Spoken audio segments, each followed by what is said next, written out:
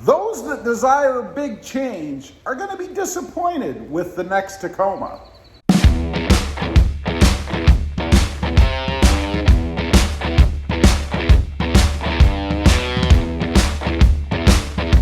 Well, good morning, everybody, and welcome back to RobMotive. And that's right, those that desire big change in their trucks are going to be disappointed with the next generation Tacoma, I think. You know, I base this on a couple of things. First of all, you know, Toyota doesn't like big change, right? They take baby steps when they do things. Now, maybe that philosophy is going to change because there's a lot of competition out there, but I doubt it. It doesn't seem like Toyota really cares. They kind of march to the beat of their own drum, right? They don't really care what everybody else is doing. They stick to their basics, which is quality and reliability. And there's nothing wrong with that. The Tacoma certainly has that and has had it for years. Now, we look towards the new Tundra. And I gotta say, you know, the Tundra, at least from what I've seen so far, Toyota has said that that truck is gonna blow our minds. It's gonna be mind-blowing. Now, I'm not sure exactly where it's going to be mind-blowing at. You know, the pictures of it, they're pretty good. I like it. It's a different front end. You know, some different lines, some LED lights, a couple little vent-like things in the hood, you know, those little black things where the version they put out actually showed TRD Pro on there. But that's really about it. I mean, generally, it doesn't look all that much different, does it? I mean, it's still the same boxy, kind of square-looking big truck. It might have even grown a little bit. There's rumor that it's actually a little wider, and that's why they have the Raptor-style lights in the grille and the amber lights on the fender flares. Now, maybe they'll come out with lower trim versions other than the Pro that they showed that are actually a little bit different, maybe a little less ornate, if you will, than what the picture is that they released. But let's hope that they don't stick a bunch of chrome and stuff back into that truck. Because, you know, the rumor is that we Americans love lots of chrome. I'm an American. I don't love lots of chrome. So, you know, it doesn't look like with the Tacoma, or the Tundra rather, that Toyota has made any huge monumental changes, at least in design. Of course, it's yet to be seen what the interior looks like, what kind of options and things it'll have in it. But I think it gives us a little look into what we can expect with the Tacoma.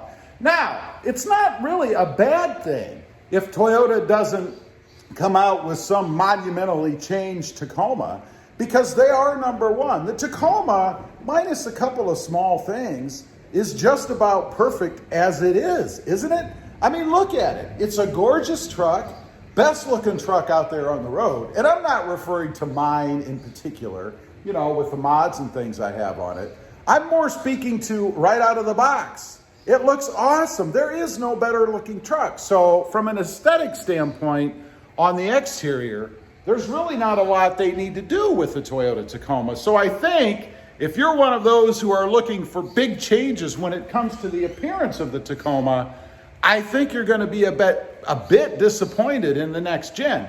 But let's look at a couple other things. You know, if you step into the interior, you know, other than maybe needing a little bit more room, and people have complained about that, headroom, you know, when they get in, those who are vertically gifted, their head is closer to the ceiling. I don't have that problem because I am not vertically gifted. I am just normal size, you know, 5'9.5". But it could use some more room width-wise. Now, when we go to the back, I think that's really the spot where the Tacoma is lacking a bit. You know, there is not a ton of room between the rear seats in a normal seating position and the driver's front seat. You might have an inch maybe between your knees and the front seat, and that's it. And from side to side, you're basically elbow to elbow with another normal-sized person, an adult. It's perfect for kids. You can fit a couple of, you know, young kids back there, and they shouldn't have too much trouble. The other thing is the seating angle. You know, I don't know why this is, because it seems to be common in most trucks. And if Toyota really wanted to do something fairly minor to take a huge leap forward as far as comfort in the rear goes, let's get a little bit of angle in that seat. Let's tilt it back a little bit. I always found, and I haven't ridden in the back seat a ton, I must admit, But I always found that when I rode in the back, I always felt like I was sitting too far straight up. I just couldn't get comfortable. And because of the distance of that seat to the front, I couldn't slouch, if you will. You know, slouch down a little bit, bring your rear end forward and tilt your back a little bit. So I think it could use a little bit of an improvement there. Now, do I think Toyota is going to make some huge improvement? No, I really don't. We might see a little bit more height in the roof, maybe, but it's not going to be a lot. Maybe an inch, maybe a half an inch, who knows? Nothing huge. As far as the bed goes, I don't really see them making any changes back there. You know, they have the composite bed. I can't see them ever going back to steel. I think if they did, they would increase the weight of the truck, of course, and defeat the purpose of trying to improve, or the mandate of trying to improve fuel economy. So for anybody who thinks that the Tacoma is ever going to have a metal bed in the back again, I think you're going to be disappointed there. Now, the biggest thing, as far as I'm concerned, and I hope that I'm not disappointed here, is power with the Tacoma. Power in the transmission. We'll start with the transmission because that's probably the number one complaint that I hear about the Toyota Tacoma, and that is the gear searching.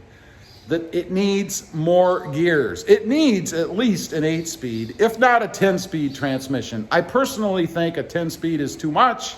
An 8-speed would be perfect, something very similar to what I have in the Jeep Gladiator out there.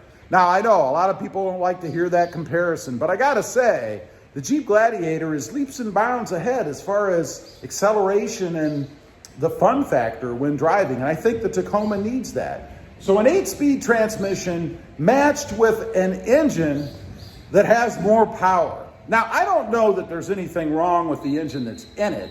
It's just the way that the truck is set up. It needs to be tuned a little bit differently so that we get some more oomph out of it, some more acceleration, some more power. That increases the fun factor. That's really the biggest thing that I think Toyota needs to do with the Tacoma. You know, they probably could keep it exactly like it is, just change the transmission and the engine, the tune on the engine, and that's all they really need to do. It would then be probably the funnest truck on the road to drive, not only because of the increased performance and fun factor when it comes to acceleration, but also still the best looking truck on the road. I think we might be a little disappointed though. We might get a hybrid motor out of it. That might give us some more torque, some more off the line power. But you know, the diehards out there are not big fans of the hybrid. So we'll see. Probably going to get a 4-cylinder turbo. I hope not. I hope at least they stick with a 6-cylinder single turbo, maybe a twin. Probably not a twin because then it would compete too closely with the new Tundra. Anyway, leave a comment. Let me know what you think. Do you think that maybe Toyota's going to just really leave the Tacoma alone? A few tweaks, some body styling changes? And those who are really seeking big changes are going to be disappointed? I'd be curious to know. Leave a comment. Also, real quick, I do have 2 additional channels. The first is RobMotive Tundra, all about my quest for the upcoming redesigned Toyota Tundra. And RobMotive JT, all about my experiences with the Jeep Gladiator. Check them out, and if you're interested, please consider subscribing. Don't forget to click that notification bell so that you don't miss out on any upcoming videos. And do me a favor, smash that subscribe button on the way out. Thanks for watching. Stay safe out there. Bye.